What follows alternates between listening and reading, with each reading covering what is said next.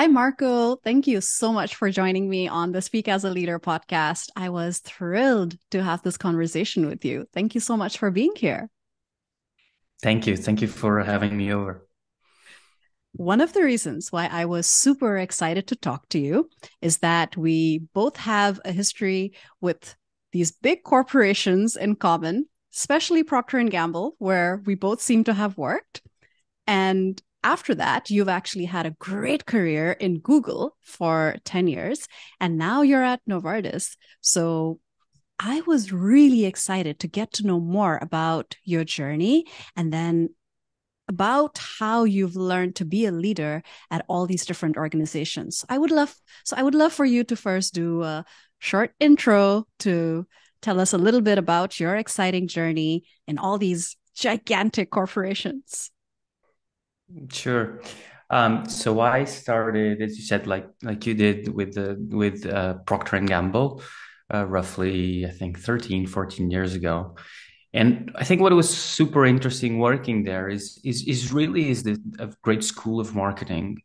And you really get that knack. For me, I was brought up with having this obsessive thing about ads.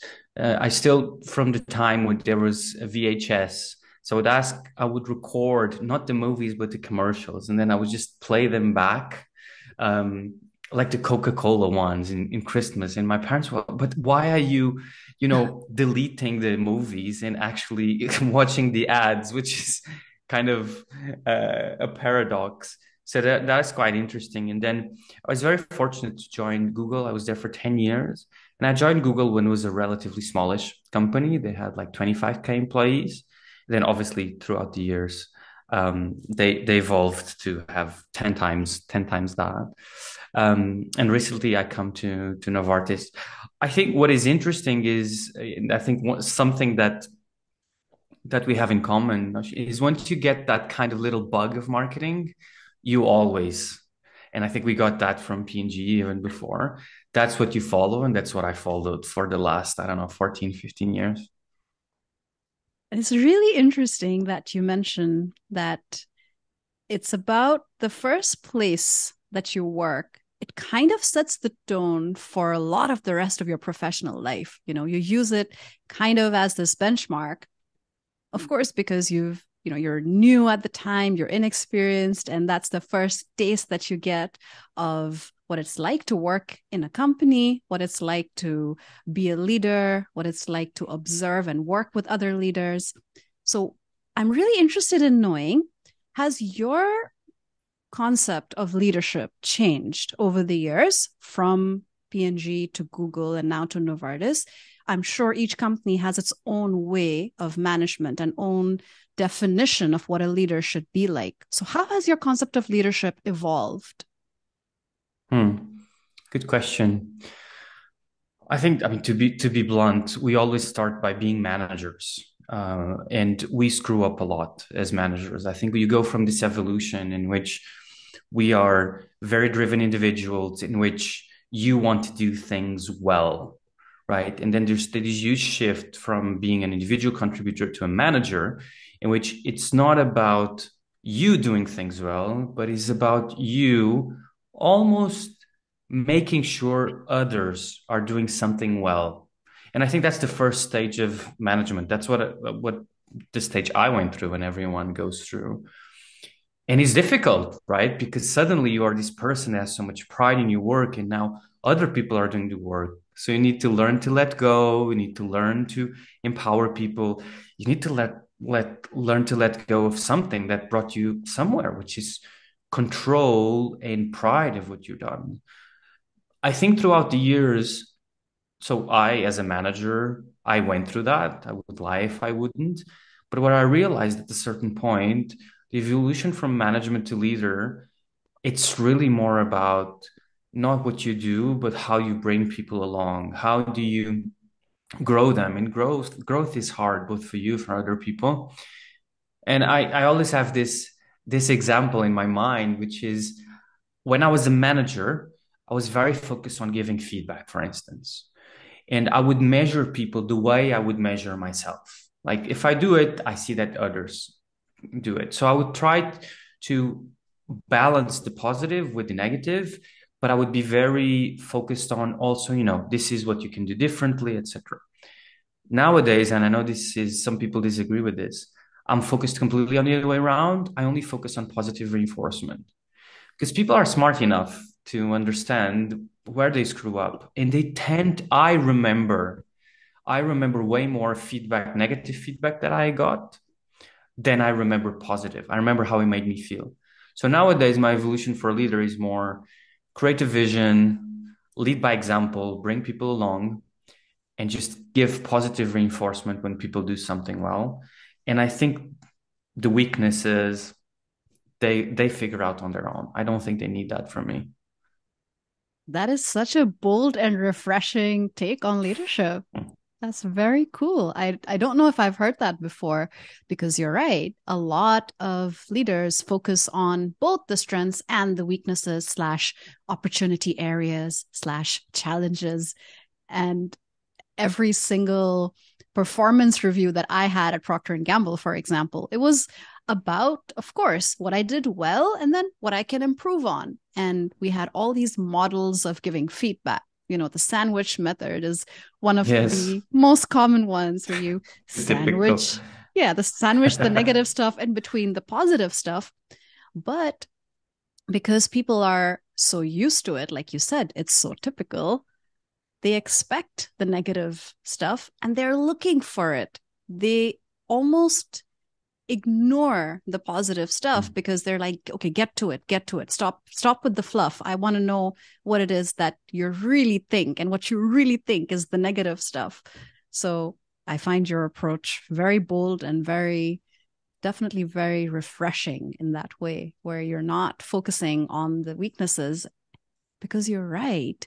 We are our own worst critics, Exactly. especially the high performers. Mhm. You're always very painfully aware of your own faults.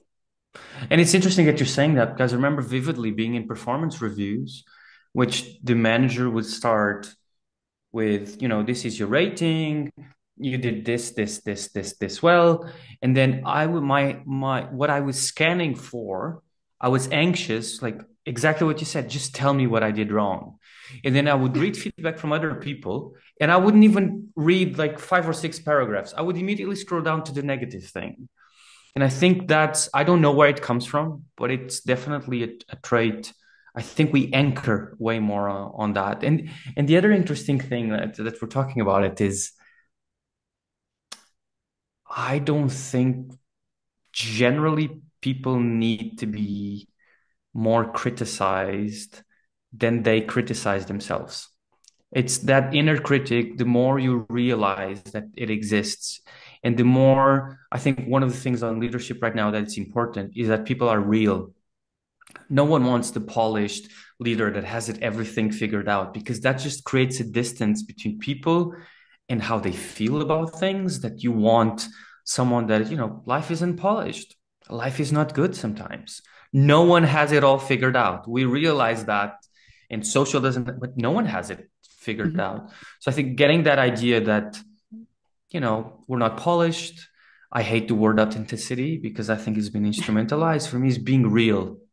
you know, I had a bad day, so I'm going to go home and rest. And if I say this to a team or to a peer, I'm role modeling, and I'm actually destigmatizing that kind of suffering or stigma that we have, that people need to be perfect, and they don't. No one really is. And we're realizing now, I feel more and more, that being imperfect and showing your vulnerability actually gives you more power because it gets that trust from the audience. People that are watching you trust you more when they feel that you're human. You're not super polished, you're not overproduced, you're not over rehearsed. I have heard so many people give this critique for specifically for public speaking, which is what I talk about all the time, and I get people's feedback that, oh, Nausheen, I want to rehearse, but I don't want to sound rehearsed. And it's because they have seen other speakers who sound rehearsed, over practiced, and Mm. like you said, if you are too perfect, you're creating this distance between you and the person you're speaking to. So it's, I think, a huge shift from Mm. even 10 years ago or 15 years ago when we were actually striving for this impossible to achieve perfection.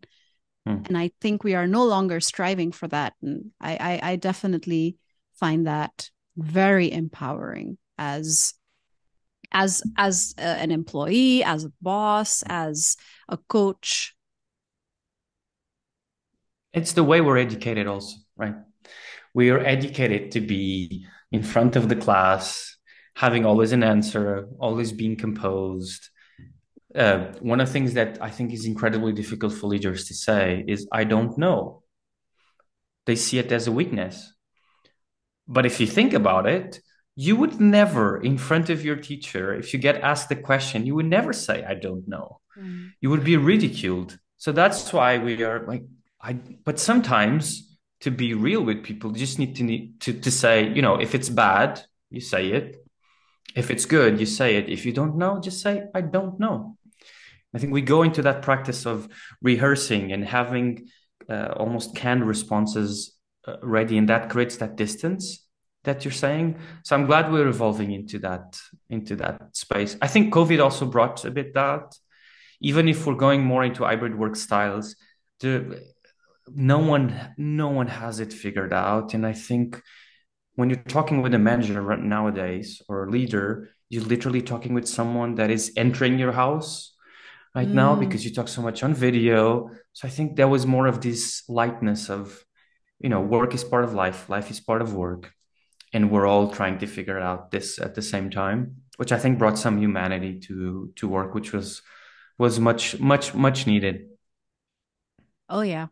Yeah. Being human is is so bizarre. We are human, but remembering to act human is not natural. It's completely crazy. So I really want to ask you the quintessential question for this podcast that I ask everyone. What was your flip switch moment? Did you have one? Did you have a moment where you realized that you were no longer an employee, no longer just an employee, no longer just a manager, but you had truly become a leader? Hmm. Yeah, maybe I should say that it was very early on in my career, and it wasn't. It was honestly a few years ago. I think I realized I was so much of my career was about doing things right. Yeah. I would not even question the right things. I would just do it and bring the teams along. And when I started to feel that switch was when at a certain point it wasn't about doing things right. It was, okay, wait, what people are looking at me to do is, one, bring them along. More than important, tell them what to do is help them figure out what they need to do. And then third, just be there for air cover for them. And that was a big shift for me. It was not about, we have to do this. This is a lot, is me rethinking what was coming to me, digest it, and then shield the team and focus on three things normally, which was one, the air cover they needed to get stuff done. Second, take care of them without taking care of them, meaning Mm-hmm. being embracing for them, but let them find their own path. And third, just be there for them when they need it. And in moments that make me more than a manager as a leader, there's this example that I found quite interesting, which is when Indra Nooyi, she became CEO of PepsiCo. Um, and she went to her mother's house for 2 weeks after, and everyone was coming to visit in her mother's house, and they were saying, we're so proud of your daughter. She's done so well. We're so proud of her. So she had this idea, which was, actually, when you become 18, you don't write grade reports to your parents. They don't know more about you, right? So the first thing she did as CEO wasn't a big presentation, wasn't a big strategy meeting. The first thing she did, she took letters. She wrote 200 letters to her directs and direct reports with the report card saying, this person has been working for PepsiCo for this. We are so proud of her work because of X, Y, and Z. So thank you for the gift of your child to PepsiCo. And that was the first thing he did. There was one parent that printed 200 copies and went to the Mm. lobby of the building and started handing it over to neighbors, saying, I'm so proud. This is my child. This was the CEO of PepsiCo did. And I think those are the moments that if leaders really connect with people, it doesn't have to be leaders, with peers, with colleagues, with reportees, with anyone. Those are the moments that you will remember 15, 20 years down the line. It's not budgets, it's not feedback, it's not achievements, it's not promotions. And that is where I started to change my mindset as a leader. I still have a long way to go. I think I'm gonna always be an imperfect leader, but that's where I Mhm. started focusing on. Yeah. That's a great story. And it always amazes me how much power leaders really have, how much of an impact they can have with the smallest of words, the smallest of gestures. And just like you said, this one gesture, which probably didn't take her that long. She probably had the idea and then, gave it to her team to execute. And it just, it got rolled out. It wasn't rocket science. It Mm. didn't, take very long to execute. But just that one idea had such a massive impact.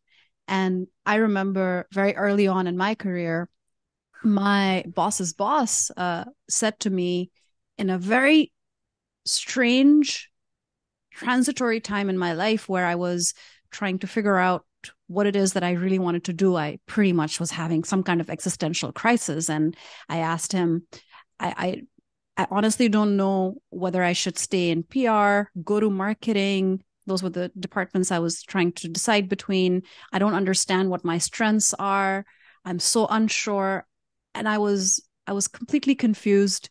And he said, just after having worked with me for a few years and observed my work, actually, he said, Nausheen, you can pretty much do whatever it is you set your mind to. After having seen your work, I know you're capable of doing anything that you really apply yourself to. All you have to do is decide.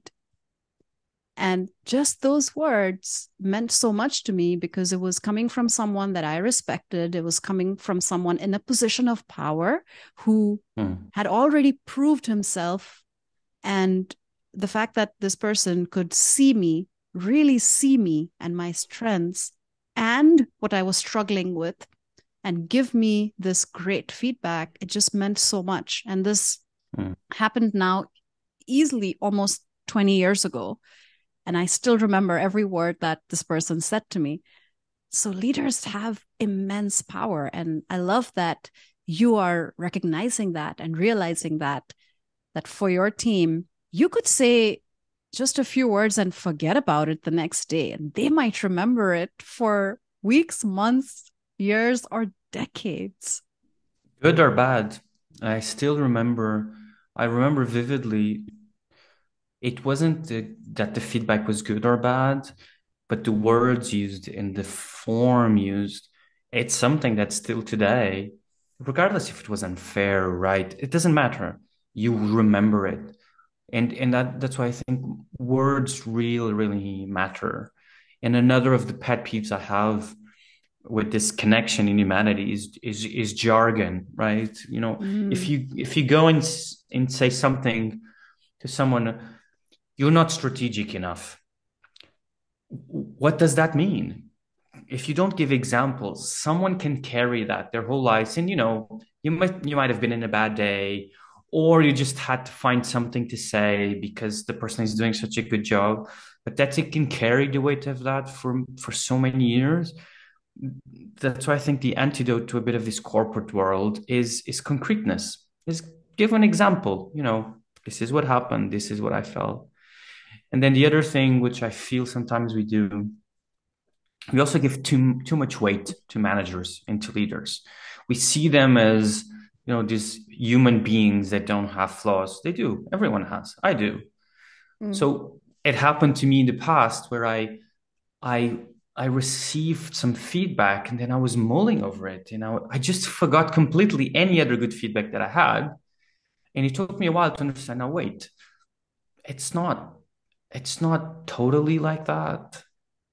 That manager or person also has flaws. So language for me is a bit of a battle for me because it really corporate doesn't exist. There's no such thing as corporate. Corporate is people. It's not an like entity uh, that exists somewhere. Corporate is us. So if we want to move in these big companies or small companies, but have more of a connection, I think language in words is something really, really, really, really important to think about because it carries weight, as you said, for days, weeks, sometimes months or years. Mm. I love that. I totally agree. The language that we speak, the words that we say have impact. Or you were saying this earlier, you disliked the word authenticity, I think it was. Mm, So if you use words that are too cliched, too corporate speak, then they can actually completely miss the mark and mm, get lost. You will just the people will not even remember hearing it because it didn't make an impact because it gets filed into the cliched corporate speak department mm. in their minds.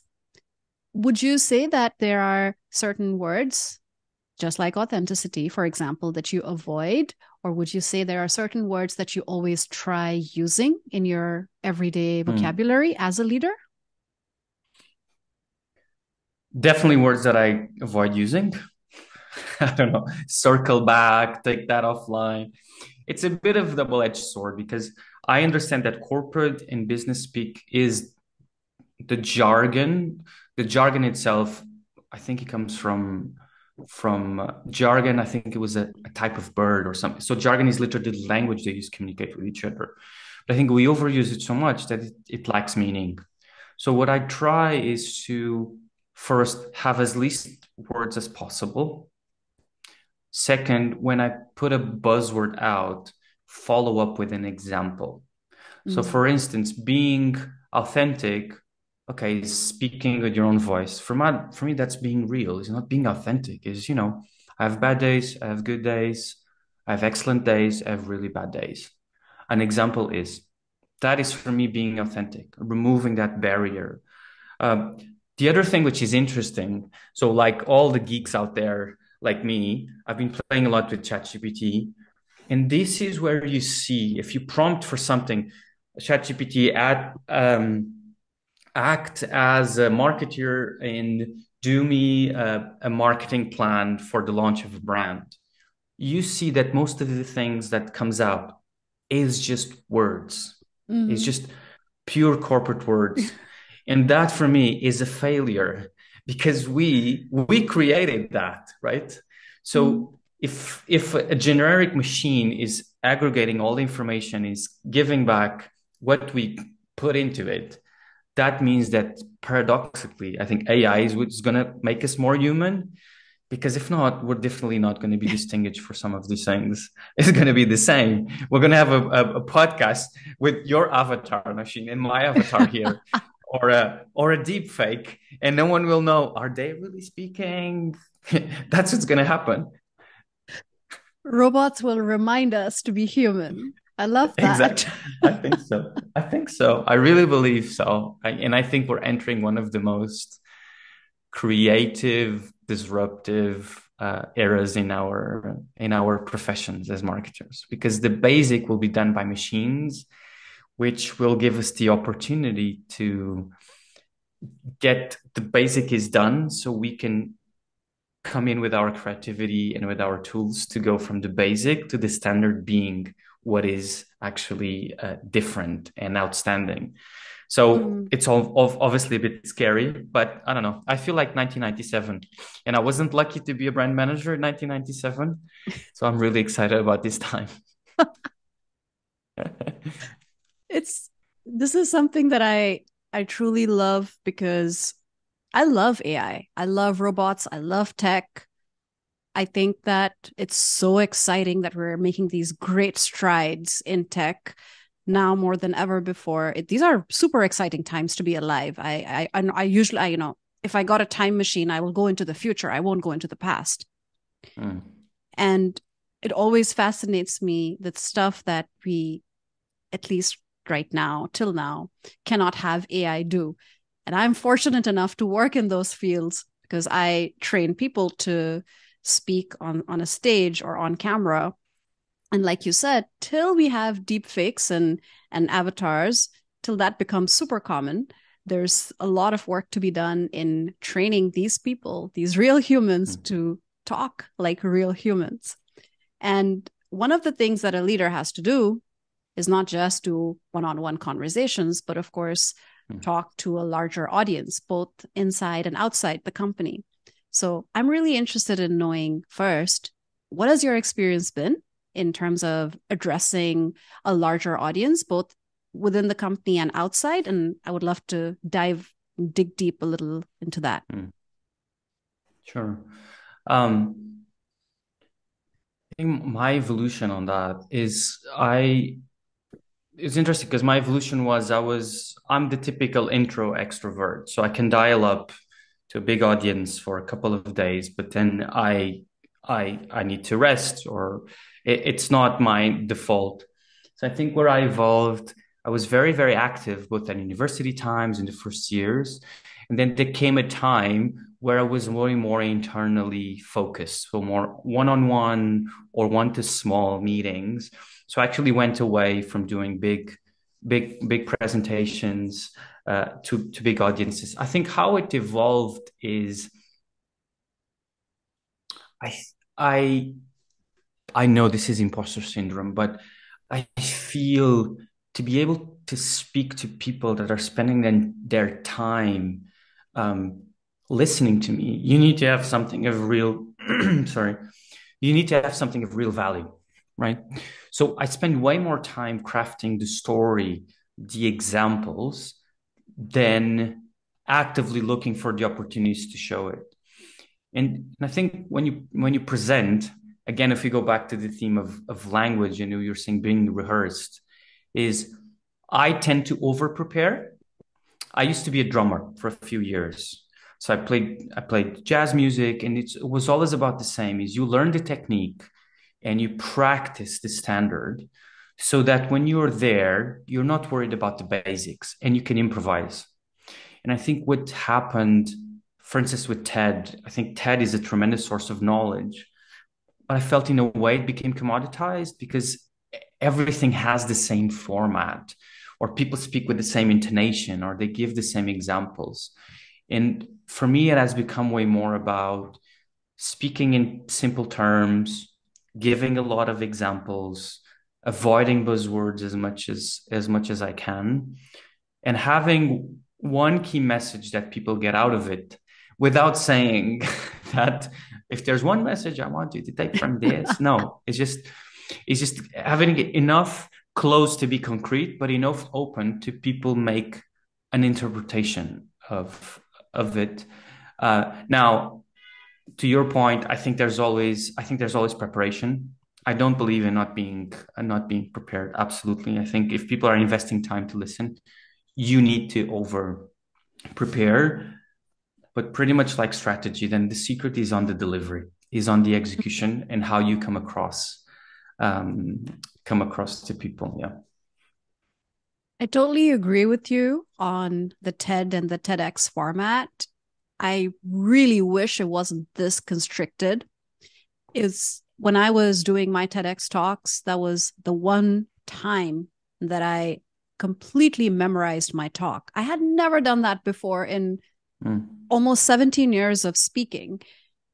I had been on many, many different stages in different countries, and I had never memorized anything because I, like you, I like improvising. I have the outline in my head, and I can very easily just riff off of that and read the audience's expressions and get their feedback and incorporate it and go along in a more dynamic way. And doing the TEDx was just a whole new playing field. And they did have these very, very clear rules. For them, it makes sense. Again, going back to what we were talking about in terms of marketing, it makes sense because they want the Yeah, TED for sure. and the TEDx brand to be very standardized. You can spot a TED talk anytime, no matter Yeah. where you're watching it. So for them, it makes sense. But definitely as a speaker, I would not say it's the most fun experience. And I guess it's not really meant to be. It's always stressful and always intense. But what I really like about what you said is that it's about focusing on the delivery, which so many people just get wrong or they ignore. And they forget that when you're speaking on any kind of platform or stage, it's literally 50-50. 50% is your content and 50% is your delivery. If you only focus on your PowerPoint presentation, if you're working on your slides till the last possible moment and you haven't bothered rehearsing it, you're going to be reading off of the slides. It's going to happen. And that's really not going to be impactful. You're shooting yourself in the foot. You've worked so hard on this content and you haven't worked on the delivery. It's like preparing this gourmet dish and then just slapping it on a plate and just tossing it to you. Yeah. It's also a matter of education, I remember when I was studying my master's, I was talking with one of my American friends, and he said, we practice presentation since we're 4. They put us when we're 4 trying to present, 1 minute of something. And then at 8, they make us write a story and present in front of everything. I had never had that. I don't think in Europe we have something like that. Just imagine that we had, growing up, the same amount of hours and dedication we put to math or PE or geography, and having one course called Speak as a Leader. Yeah, there you go. Do you have you can do your franchise. Just imagine that we would have that kind of education, that kind of focus on something like that. It would make all the difference. So in those things, I also want to be kind both towards myself and others. Just we were never taught. We were never taught. And that's why I think the work that you're doing is so important, because sometimes you go behind the scenes of what is easy and what is not. Whereas a lot of the content that I see is, oh, this is super easy. And it's not. So I do think there's things that if at a certain point they can become things we learn growing up. Public speaking is one of them. Mental health, never taught at school. I don't know a lot. Mental health education should be as important as physical education.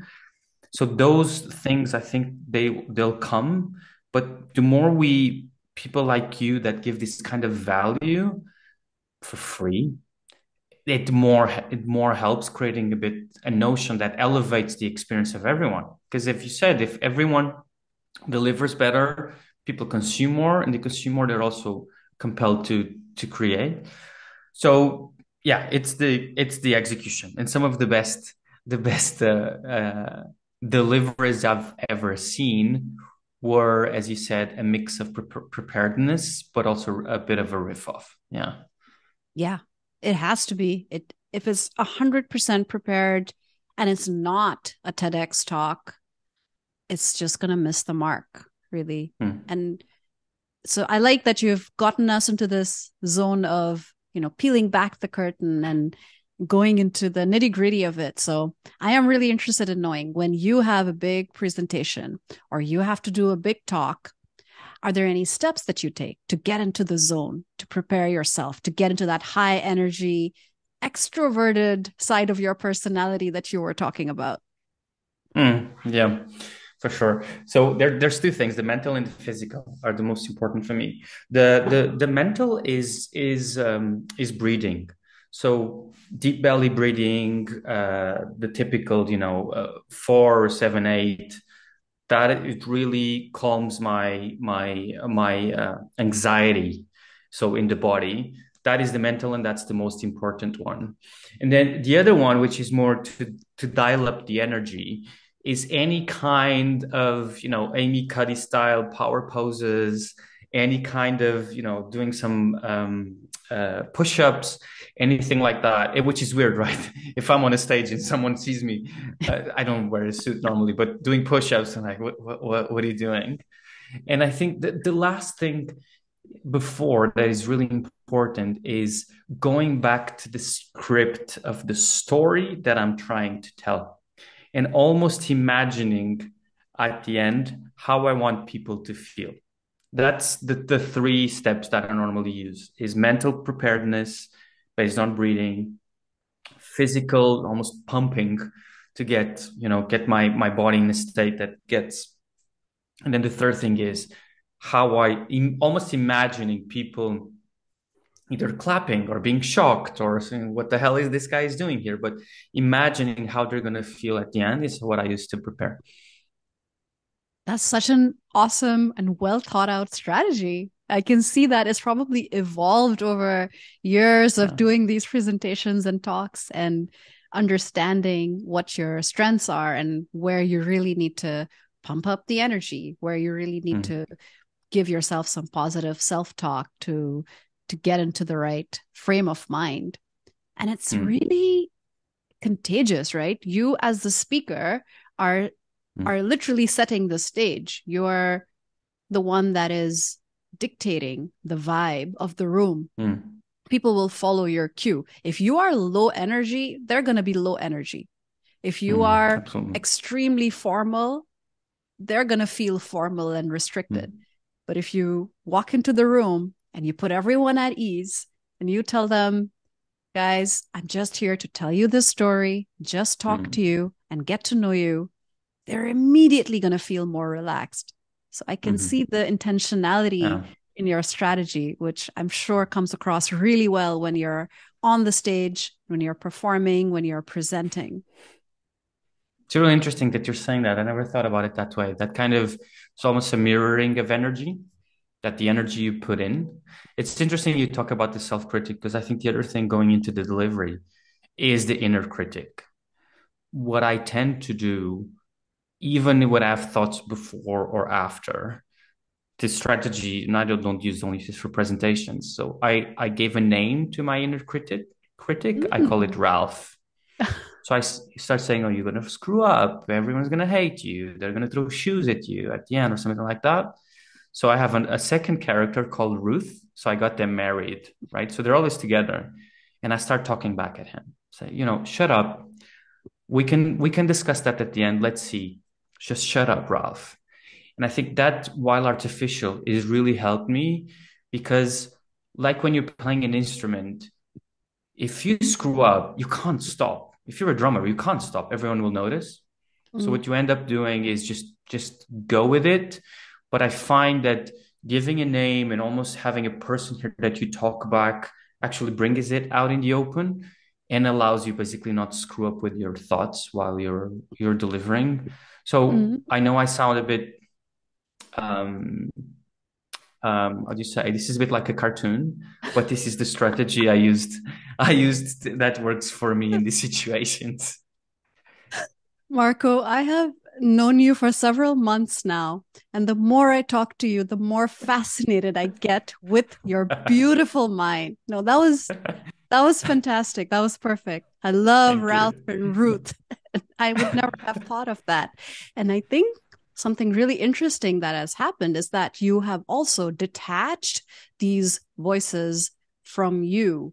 Now, I don't know if I would advocate for detaching the positive voice, but I definitely can see benefits to detaching the negative voice and giving it another entity. So it's not Marco saying it to Marco.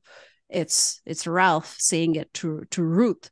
And I can see that having that internal dialogue between these two voices that are ultimately just two different voices and not really you, and you Mm. can then be the person that decides which voice to follow.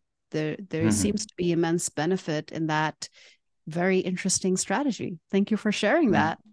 No worries, no worries. Thank you.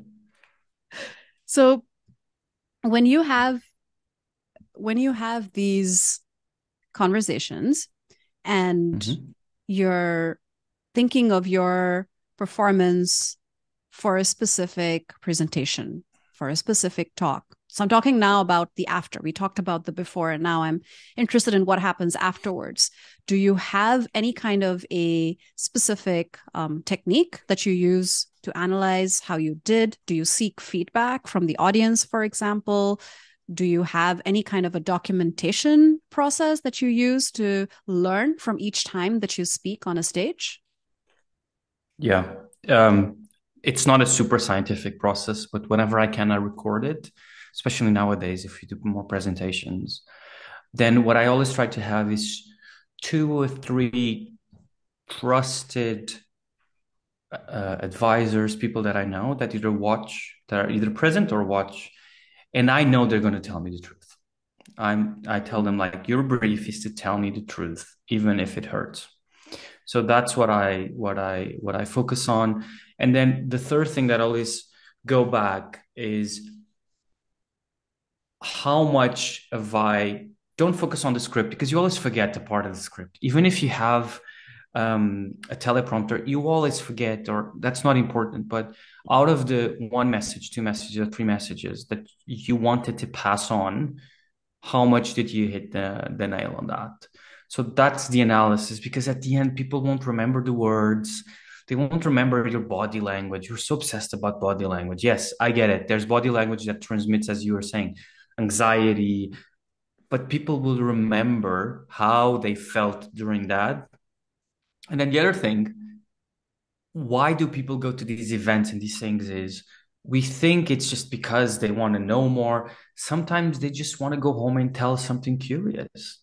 Say, hey, listen, I got out of my day today and it was so cool. This guy today or this lady spoke about this story. And I think realizing that is more than you there is something that people can take home with. If I don't deliver that, it's where I'm going to feel frustrated. I'm saying, okay, you talked a lot, you had this lot, but the message that you wanted to pass, almost like the takeaway that people wanted to get from that, literally take away home. Mm-hmm. That is normally my North Star in evaluating. Now I did, you know, I also try on a more, I also try not to be too hard on myself, to be very honest. Mm-hmm. I think, as we were using in our example of feedback, if it doesn't go so well, it's the same when I write for LinkedIn. Some things bomb, some others go well. I learned how to not get too bogged down and just keep going because it's a process. And the more you do it, literally, the more you evolve. I mean, there was this when I was at Google, there was this video, which is now public. I think it's public of Eric Schmidt, the Mm-hmm. CEO, in his first presentation class. Yeah, he's still much better than I am today, but he was not anywhere near what he was today. So you could see Mm-hmm. how he was working, where his hands, the fact that he was not looking at the speakers, and if someone that is a brilliant speaker like him had to evolve throughout the years, I mean, come on, we all have a lot of room to evolve. I love the strategy and I love the mindset, because the mindset really helps you keep evolving, because if you're so hard on yourself right at the beginning, it's going to become demotivating. So having Mm. that positive mindset, that forgiving mindset, but at the same time having a strategy that is going to help you improve is a really great combination. And I love that you actually take time to take the data and analyze it after each time that you present, because a lot of people see each time that they talk, they see them as individual opportunities. And that happens, and then they forget about it and they move on. And that's why each time they get butterflies in their stomach. Each time their heart beats faster. Each time that they need to present, they will be out of breath because they haven't taken data from all the past times and created this trajectory for themselves where they have consciously and intentionally evolved. So creating that framework for yourself, it really it sets you up for a stage, a point where your future self will thank you for setting up these frameworks, so that you know that each time that you're presenting, even if it goes badly, like you said, it's still data that you learn from. Everything is data. Absolutely. And I think what we don't realize is the more we evolve in our careers, it's less more about what we think or what we say, is about how we show up to people, right? If you as I don't like to only use the word leader, but if you are a peer or a colleague, if you show up stressed, or if you can't manage yourself, or if you have problems on self-regulation, really, you're not probably going to be influencing people in a way that's going to be good for them and good for you in that in that sense. So it's a learning. I think I'm very, very far away from where I wanted to be. But as you said, the more we share things like this, and the more some people understand that it's a lot of work. Basically, there's a lot of work to appear polished. And so that for me is more around over preparation, is not about you becoming polished, is you having the polished ready so that you can be yourself during the presentation. Yeah, I love that way of describing it. It's exactly that. You have to know the rules to break them.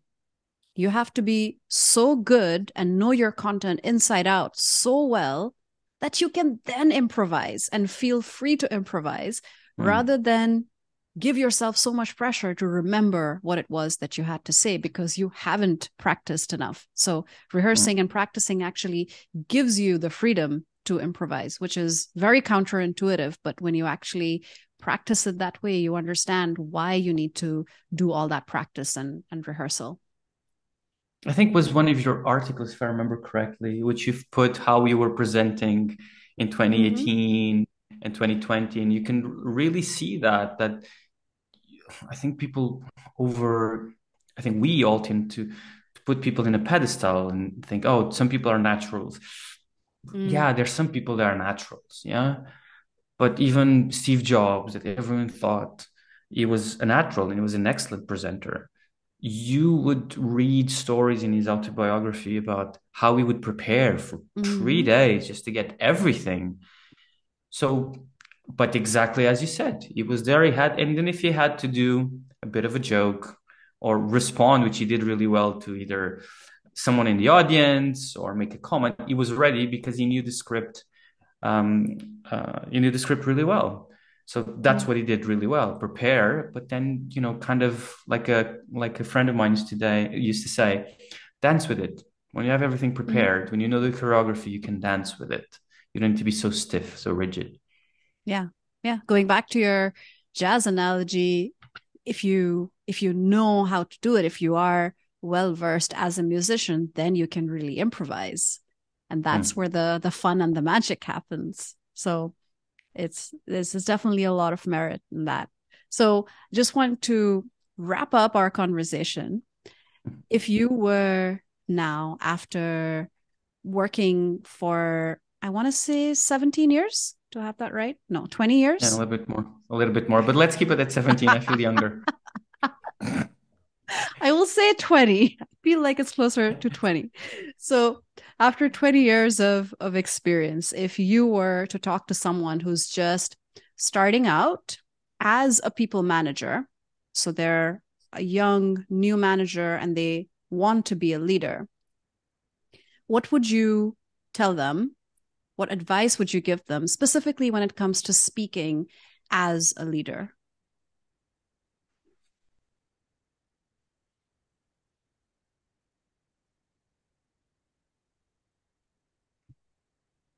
Interesting question. I think what I would say to myself 20 years ago when I started would be is not what you say, is not what you think, is how you make people feel and how they feel about you. Because to the example you were mentioning earlier, that's what they will remember for years. That's what they will think. Okay, this person has made a good mark on me, a bad mark on me. It's about how you make them feel. You might have, as you said, the sandwich. The sandwich for me is always, if people are smart, they'll understand it's a sandwich. So they're going to feel defrauded. So why doing that? It's better just to be straight and saying, like, listen, I think you did this really well, but this you could do better. But over-indexing in the fact that I had an interaction with someone that I managed some time ago. She was going directly. I told her like 10 things she was doing well, and then she wanted to spend most of the time dissecting. So I kind of a moment I stopped her. I said, listen, I want to just reinforce. There's this 10 things, and this is one thing. And it was funny because she stopped. I'm like, you're absolutely right. Because we forget about that. And in that moment, what we were able to do together, her merit, because she acknowledged it, was to take something that was potentially what she would be anchoring on for the next 3 days, 4 days, sometimes weeks, to turn into something that she can build upon. Mm. And I think that's how she felt at the end of that conversation. How I felt is what I think new people managers or leaders or even colleagues, if we focus on that, it's what makes a big difference and can bring a bit of humanity to our corporate lives.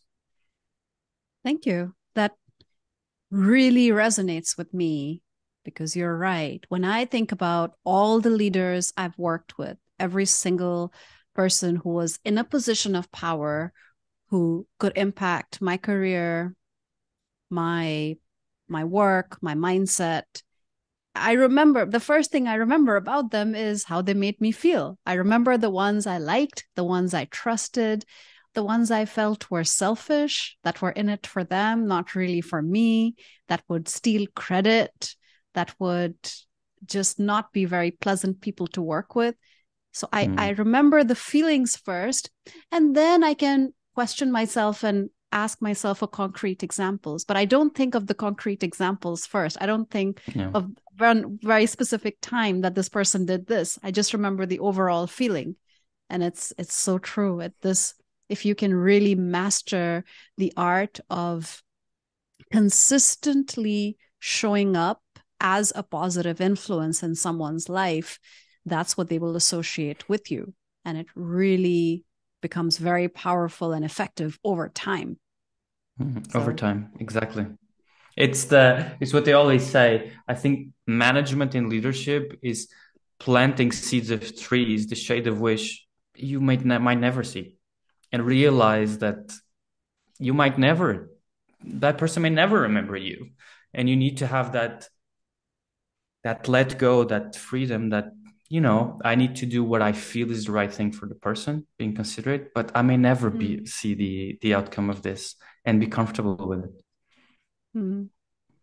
It's a sobering thought. It's a humbling thought, but it's part of the job. It's part of the work. Mhm. So Yeah. thank you. Thanks so much, Marco, Thank you. for this really cool conversation, for introducing us to Ralph and Ruth, and for giving They us became famous. I think so. They're gonna achieve celebrity status. And thank you for just sharing all your wonderful Mm. insights and giving us all of this great knowledge that you've accumulated over time. Thank you so much for taking the time to talk to us. Thanks for having me. It was a real pleasure to have this conversation, Nosheen.